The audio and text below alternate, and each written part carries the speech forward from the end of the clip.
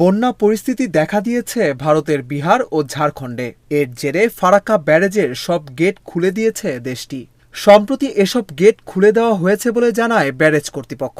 এতে বাংলাদেশের বেশ কয়েকটি জেলায় বন্যার আশঙ্কা দেখা দিয়েছে। ভারতীয় সংবাদ মাধ্যম নিউজ 18-এর এক প্রতিবেদন থেকে এসব তথ্য জানা যায়। ফারাক্কা বাঁধের এসব গেট খুলে দেওয়ায় বন্যার আশঙ্কা তৈরি হয়েছে পশ্চিমবঙ্গের মুর্শিদাবাদ সহ বাংলাদেশের কয়েকটি জেলায়। বাংলাদেশের রাজশাহী, চাঁপাইনবাবগঞ্জ, পাবনা, সিরাজগঞ্জ, কুষ্টিয়া, রাজবাড়ী ও মানিকগঞ্জ সহ আশেপাশের জেলাগুলো প্লাবিত হবে বলে আশঙ্কা করা হচ্ছে।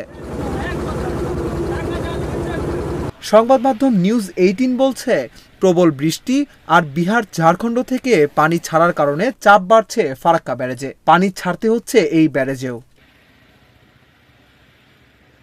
ফারাক্কা বাঁধ প্রকল্পের একটি সূত্রের বরাতে সংবাদ মাধ্যম নিউজ 18 বলছে, বিহার ও ঝাড়খণ্ডে বিপুল পরিমাণ বৃষ্টি হওয়ায় এবং ফারাক্কা বাঁধ প্রকল্পের পানির স্তর বৃদ্ধি পাওয়ায় সব গেট খুলে দেওয়া হয়েছে। যে পরিমাণ পানি আসছে সেই পরিমাণ ছাড়া হয়েছে। ইতিমধ্যেই বিপদসীমা অতিক্রম করেছে। ফারাক্কা ব্যারেজে পানি ধরে রাখার ক্ষমতা নেই, ফলে ছাড়তে বাধ্য হচ্ছে তারা। পানি না ছাড়া হলে ফারাক্কা ব্যারেজ ক্ষতিগ্রস্ত হওয়ার আশঙ্কা রয়েছে।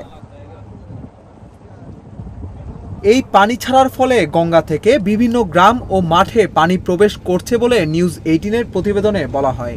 এতে আরও বলা হয়, প্লাবনের আশঙ্কা করছেন মুর্শিদাবাদের মানুষ। বিহার, ঝাড়খণ্ড সহ গঙ্গার উচ্চ অববাহিকায় ব্যাপক বৃষ্টি হয়েছে, যার ফলে হু হু করে বাড়ছে গঙ্গার পানির স্তর।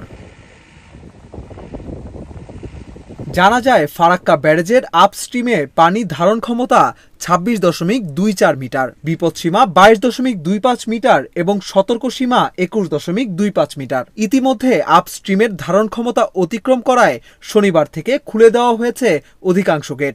ইতিমধ্যে 11 লাখ কিউসিকের বেশি পানি ছাড়া হচ্ছে ব্যারেজ থেকে। যদিও পদ্মায় পানি বাড়ায় প্লাবনের পরিমাণ আরও বাড়ছে।